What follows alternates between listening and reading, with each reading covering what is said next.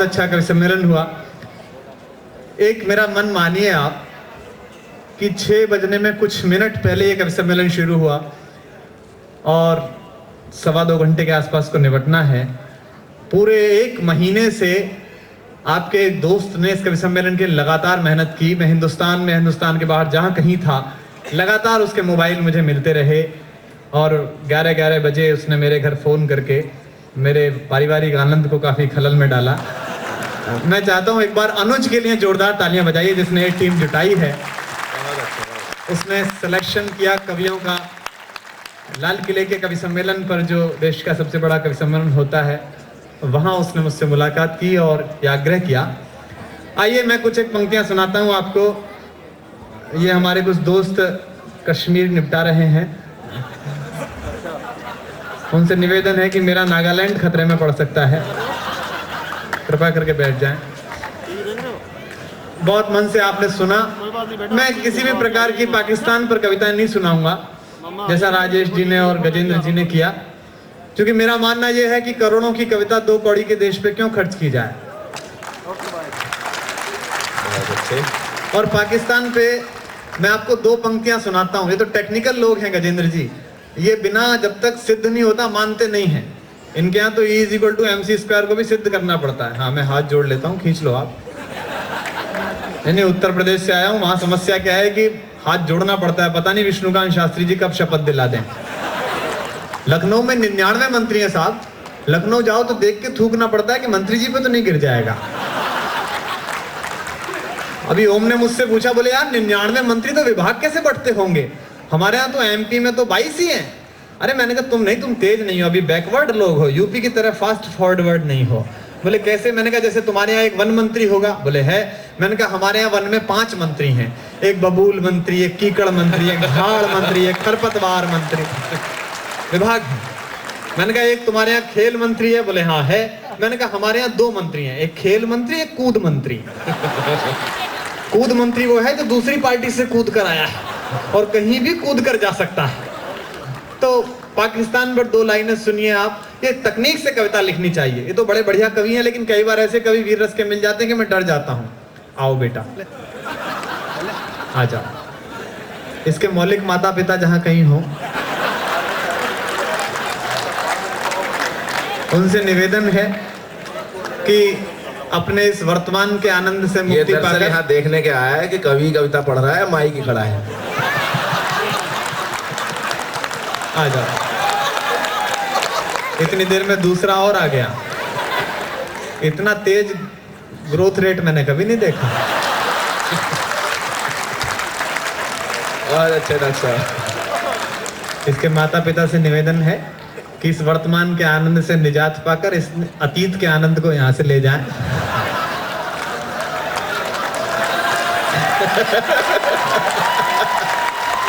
ठीक है, आंदोलन समाप्त, शांत हो जाओ। तो साहब पाकिस्तान पर 2 पंक्तियां सुनिए, इससे बढ़िया क्या हो सकती है कि राख लगाकर जीभ खींच लो पापी पाकिस्तान की। तो गजेंद्र ने मुझसे पूछा राख लगाकर क्यों?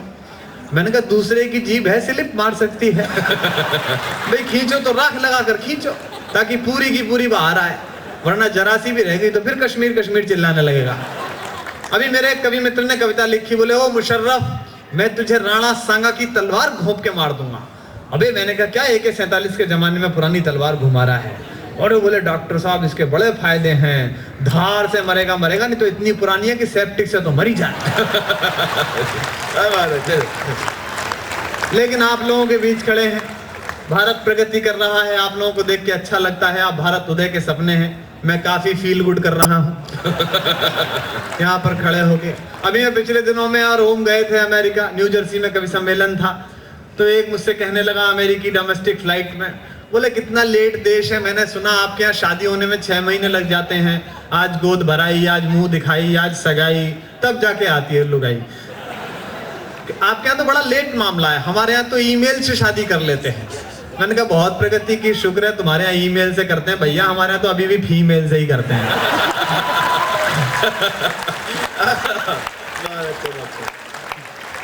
लेकिन फिर भी काफी प्रगति हो गई है।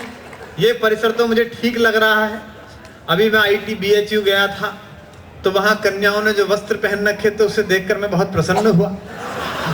मुझे लगा कि वस्त्रों का आकार जितनी तेजी से घट रहा है उसके हिसाब से एक दिन बेस्ट ड्रेस डिजाइनिंग का अवार्ड भगवान को मिलने वाला है।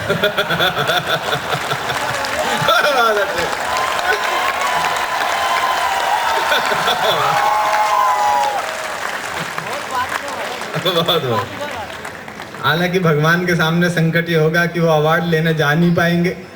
मैं इसीलिए तब से प्रार्थना में लगा हुआ हूँ कि यदि भगवान प्रसन्न हो गए और वर मांगने को कहा तो मैं तो कह दूंगा भगवान उस अवार्ड सेरेमनी में ही भेज दो बस आप। अब तो क्या मांगू आप।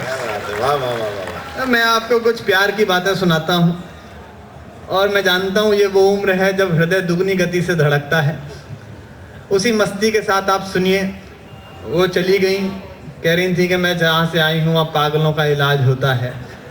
ऐसा नहीं है, मैं पंक्तियाँ पढ़ता हूँ, आह वाह करते रहिएगा। इससे मुझे भ्रम रहेगा कि मैं जमा और आपको भ्रम रहेगा कि आप अक्लमंद हैं। मोक्ष की उपलब्धि हो रही है, सुनेगा। कि कोई दीवाना कहता है बाबा। अरे दाद देनी है, खाज नहीं देनी है। सुनेगा, मस्ती के साथ सुनेगा। इसका वॉल्यूम बढ़ा दो भाई, मेरा कम है। कि कोई दीवाना कहता है, कोई पागल समझता है। नौजवान दोस्त मेरा साथ दें। मैं समझ गया कि तुम हो। कोई दीवाना कहता है, कोई पागल समझता है, मगर धरती की बेचैनी को बस बादल समझता है। क्या बात है। मगर धरती की बेचैनी को बस बादल समझता है। मैं तुझसे दूर कैसा हूँ, तू मुझसे दूर कैसी है। अब दिल धड़के तो उसे तालियों में बदलना। मैं तुझसे दूर कैसा हूँ, तू मुझसे दूर कैसी है। ये तेरा दिल समझता है या मेरा दिल समझता है। ये तेरा दिल, ये इस बार के सेमेस्टर में आने वाली है। कि मोहब्बत एक एहसासों की पावन सी कहानी है। बहुत अच्छे। तुम यहाँ थे, मैं तो तुम्हें आगरा में ढूंढ रहा था। कि मोहब्बत एक एहसासों की पावन सी कहानी है। कभी कबीरा दीवाना था, कभी मीरा दीवानी है। यहाँ सब लोग कहते हैं मेरी आंखों में आंसू है। ये पंक्ति सुनना और आप तक पहुंच जाए तो सूचित करना। यहाँ सब लोग कहते हैं मेरी आंखों में आंसू है। जो तू समझे तो मोती है, जो ना समझे तो पानी है। जो तू समझे तो मोती है। और एक बात और ध्यान से सुनना, आप उस दौर में हैं जब आप विशिष्ट हैं। जीवन को इस तरह जीना कि कोई मिले कभी तो खुद से नजर मिला सको। गालिब ने कहा, यह गालिब का शहर है दिल्ली। किसी से मिलने पर शेर सुनना बड़े शायर का, मत पूछ के क्या हाल है मेरा तेरे आगे। मत पूछ के क्या हाल है। मैं आरईसी में पढ़ता था, एक सेमेस्टर छोड़कर भाग आया और यहाँ पढ़ा रहा हूँ क्योंकि मुझे लगा it's better to be a good poet than a bad engineer. अब तो मैं अपना ही भविष्य बिगाड़ रहा हूँ, तब तो मैं देश का बिगाड़ रहा होता। तब पंक्ति पढ़ता हूँ, गालिब ने कहा, मत पूछ के क्या हाल है मेरा तेरे आगे, तू देख के क्या रंग है तेरा मेरे आगे। क्या बात। तब पंक्तियां सुनना कि समंदर पीर का अंदर है लेकिन रो नहीं सकता। लड़कों की खास बात चाहिए मुझे इस पर। समंदर पीर का अंदर है लेकिन रो नहीं सकता। ये आंसू प्यार का मोती है, इसको खो नहीं सकता। क्या बात है। वाह वाह वाह वाह। ये आंसू प्यार का मोती है, इसको खो नहीं सकता। मेरी चाहत को दुल्हन तू बना लेना, मगर सुन ले और जो खुददार लोग हैं उनकी तालियां लहरती दिखाई दे। मेरी चाहत को अपना तू बना लेना, मगर सुन ले जो मेरा हो नहीं पाया वो तेरा हो नहीं सकता, जो मेरा हो नहीं पाया। और एक मुक्तक और सुनिए, इसके बाद मैं कविता पढ़ता हूं। प्रेम में जैसा गजेंद्र सोलंकी ने बताया, भारत बड़ा हिपोक्रेट देश है। प्रेम हिंदुस्तान में एक ऐसा विषय जिसमें केवल थ्योरी की क्लास चलती है। मैं आपको 4 पंक्तियां पढ़ा था, सुनिएगा 4 पंक्तियां, और ये बिल्कुल मस्ती की पंक्तियां हैं। बरसों प्रेम लिखने के बाद यदि आप प्रेम करें तो क्या दिक्कत आती है देश में। सुनिएगा कि भ्रमर कोई कुमुदनी पर, मस्ती के साथ सुनना और मैं जो सुनाना चाह रहा हूं वहीं पहुंचना, वरना स्लिप हो सकती है बात। भ्रमर कोई कुमुदनी पर मचल बैठा तो हंगामा, हमारे दिल में कोई ख्वाब पल बैठा तो हंगामा। अभी तक डूब कर सुनते थे सब किस्सा मोहब्बत का, और प्रोफेसर्स की भी दाद चाहता हूं इन बच्चों के साथ। अभी तक डूब कर सुनते थे सब किस्सा मोहब्बत का, मैं किस्से को हकीकत में बदल बैठा तो हंगामा, मैं किस्से को हकीकत में बदल बैठा तो। एक प्यार की गीत सुनाता हूं, क्योंकि देखिए राजनीति की भाषा मुझ पे आती नहीं। अब राजनीति की भाषा इतनी घटिया हो गई है कि हम बोल भी नहीं सकते। दिल्ली में भी चुनाव हुए तो मेरे भाजपाई और कांग्रेसी 2 दोस्त लड़ पड़े एक दिन शाम को डिस्को में। तो वो भाजपाई बोले काहे की सोनिया गांधी, सोनिया गांधी क्या किया तुम्हारी सोनिया गांधी ने देश के लिए, तो बच्चे ही तो पैदा किए। तो भाजपाई बोला और तुम्हारे अटल बिहारी वाजपेयी वो भी नहीं हुए। वो आपस में उनकी ऐसी भाषा हो गई। तो इस पर क्या कविता लिखे। और अटल जी के लिए टिप्पणी की संदीप ने, मुझे अच्छा नहीं लगा।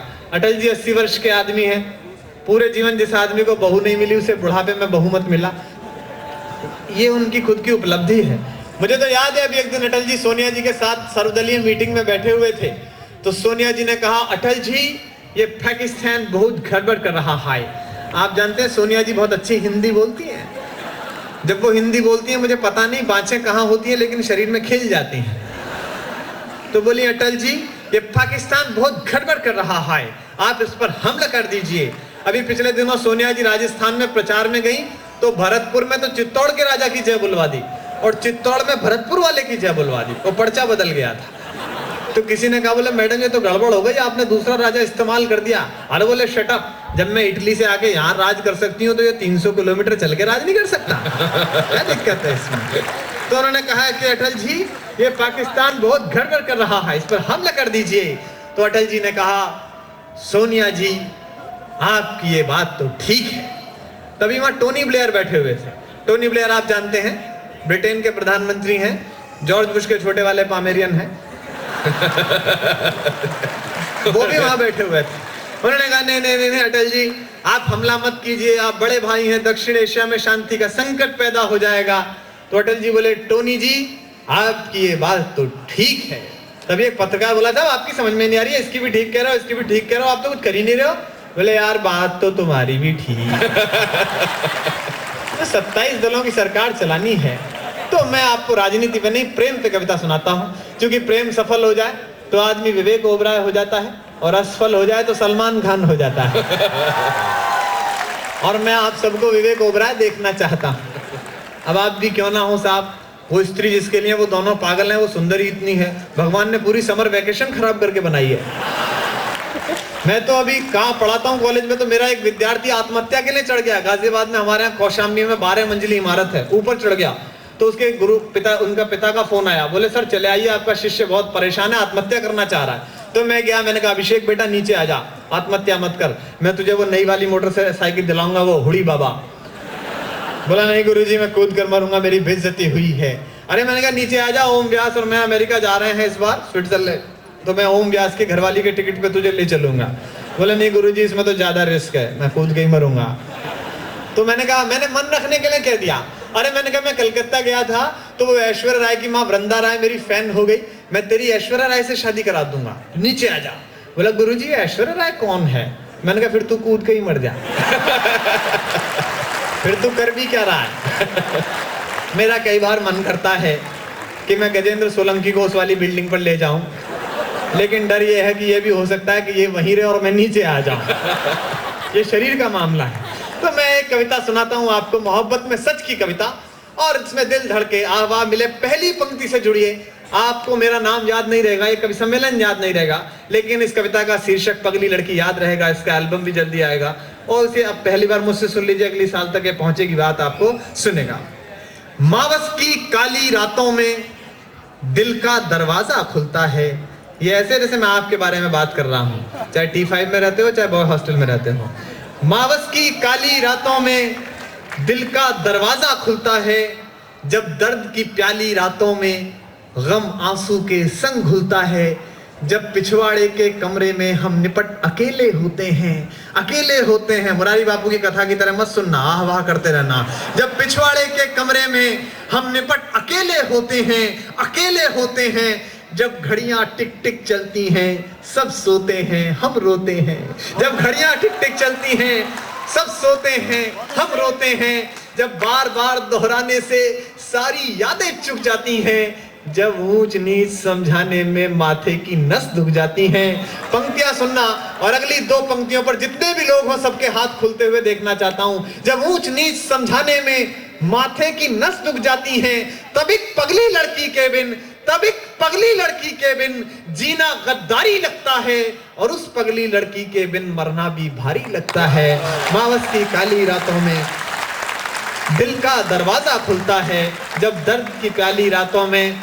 मैं अध्यापक का बेटा हूं, मेरे पिता विश्वविद्यालय में पढ़ाते थे, अब मैं पढ़ाता हूं पिछले 9 साल से। अध्यापक दोष दर्शन करता है, उसको हर समय लाल घेरा दिखाई देता है। वो मेरे यहाँ एक अंग्रेजी के टीचर थे, उनकी लड़की अपने प्रेमी के साथ चली गई, तो मैं शाम को सांत्वना प्रकट करने गया। मैंने कहा गुरुजी बड़ा दुख हुआ कि रेखा ने आपकी बात नहीं मानी और वो प्रेमी के साथ चली गई। तो गुरुजी बोले बेटा दुख इस बात का नहीं है, दुख इस बात का है कि 7 साल ग्रामर पढ़ाई, 3 पेज का लेटर छोड़ के गई है, उसमें 4 स्पेलिंग मिस्टेक है। उनकी यही चिंता है। सुनिएगा, जो अध्यापकीय परिवेश से जुड़े हुए लोग हों, शुद्ध कविता सुनिएगा। मैं भारत के सबसे तेज और फर्टाइल ब्रेन के सामने खड़ा हूं, इसलिए ऐसा ना लगे कि हिंदी की कविता सिर्फ ठहाके की कविता है। हिंदी की कविता के पास कुछ है, और पहुंचता हो तो मुझे सूचित कीजिएगा। सुनेगा, तब एक पगली लड़की के बिन जीना गद्दारी लगता है, और उस पगली लड़की के बिन मरना भी भारी लगता है। जब पोथे खाली होते हैं, कविता पहुंचे तो सूचित करें।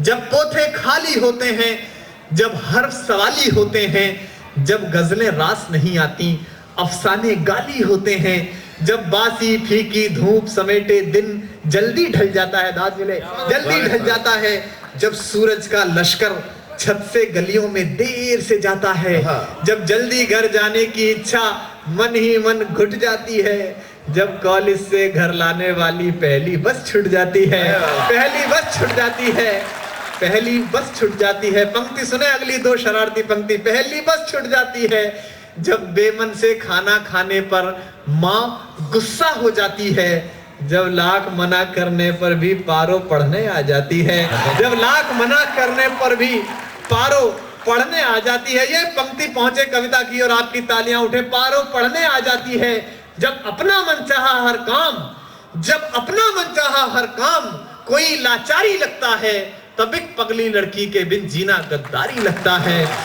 और उस पगली लड़की के बिन मरना भी भारी लगता है। अगला वन कुंवारों को समर्पित है और कामयाब कुंवारों को समर्पित है। आप लोग मोस्ट वांटेड लोग हो अपने मोहल्ले के, मैं जानता हूं, और खासकर जो फाइनल ईयर वाले हैं वो ज्यादा ही वांटेड हैं। स्थिति यह है कि मैं गजेंद्र सोलंकी जी की कॉलोनी में गया, मैंने एक आदमी से पूछा, हालांकि कुंवारे लोग बहुत प्रसिद्ध होते हैं लेकिन पड़ोसी की नजर में गिद्ध होते हैं। तो मैंने उससे पूछा, मैंने कहा आपको गजेंद्र सोलंकी का घर पता है? बोले हाँ पता है, इधर से इधर चले जाना, लेकिन प्लीज उनको मेरे घर का पता मत बता। ये रेपुटेशन हो जाती है। कुंवारे लोग सुने सबसे शरारती बंद इस कविता का, और हर पंक्ति में आनंद आएगा। सुनेगा, जब कमरे में सन्नाटे की आवाज सुनाई देती है। कुंवारे की एक्सपायरी डेट निकल जाए तो उसे बम बम भी छम छम की तरह लगती है। जब कमरे में सन्नाटे की आवाज सुनाई देती है, जब दर्पण में आंखों के नीचे झाई दिखाई देती है, जब बड़की भाभी कहती हैं कुछ सेहत का भी ध्यान करो, जब बड़की भाभी कहती हैं कुछ सेहत का भी ध्यान करो, क्या लिखते हो लल्ला दिन भर, कुछ सपनों का सम्मान करो। जब बाबा वाली बैठक में कुछ रिश्ते वाले आते हैं, जब बाबा हमें बुलाते हैं हम जाते में घबराते हैं। जब साड़ी, हाय हाय मत करो, आगे सुनो। जब बाबा हमें मनाते हैं, सुनिएगा पंक्ति, शरारती पंक्ति सुनिए, आनंद लीजिएगा। जब बाबा वाली बैठक में कुछ रिश्ते वाले आते हैं, जब बाबा हमें बुलाते हैं हम जाते में घबराते हैं।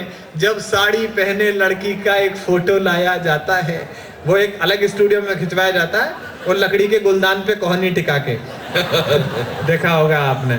और एक बात और बता दूं, कितनी जीन्स पहन लो, फोटो साड़ी वाला ही जाना। जब भाभी हमें मनाती हैं, सुनेगा, मस्ती के साथ सुनकर मस्ती के साथ दा दीजिएगा। जब बाबा वाली बैठक में कुछ रिश्ते वाले आते हैं, जब बाबा हमें बुलाते हैं हम जाते में घबराते हैं। जब साड़ी पहने लड़की का एक फोटो लाया जाता है, जब भाभी हमें मनाती हैं फोटो दिखलाया जाता है। कविता की सर्वाधिक टूटन भरी पंक्ति, आपकी सर्वाधिक तालियों की मोहताज है, सुनिएगा। जब सारे घर का समझाना, जब सारे घर का समझाना हमको फनकारी लगता है, तब एक पगली लड़की के बिन जीना गद्दारी लगता है। और उस पगली लड़की के बिन अंतिम पंक्तियां पढ़ता हूं अपनी और इस कवि सम्मेलन की। मैंने कोटा में पढ़ दी तो इंजीनियरिंग कॉलेज के लड़के आ गए पीछे मिलने, बोले भाई साहब आनंद आ गया। मैंने कहा वही उद्देश्य भी था। बोले नहीं नहीं, पर ये औकात वाली बात बदल दीजिए, क्योंकि हमको कंफर्म हो गई है कि आपकी किस लिए है। तो मैंने इसको पारिवारिक रंग दिया। दीदी कहती हैं, दीदी कहती हैं उस पगली लड़की की कुछ औकात नहीं। दीदी कहती हैं, पंक्तियां सुनना वसीम बरेलवी साहब की और दाद देना बड़े शायर को। मोहब्बत में बुरी नीयत से कुछ सोचा नहीं जाता। जिनके बीच अभी झगड़ा हो गया हो 14 से पहले या बाद में, वो सुन लें। मोहब्बत में बुरी नीयत से कुछ सोचा नहीं जाता, कहा जाता है उसको बेवफा समझा नहीं जाता। कहा जाता है उसको बेवफा समझा नहीं जाता।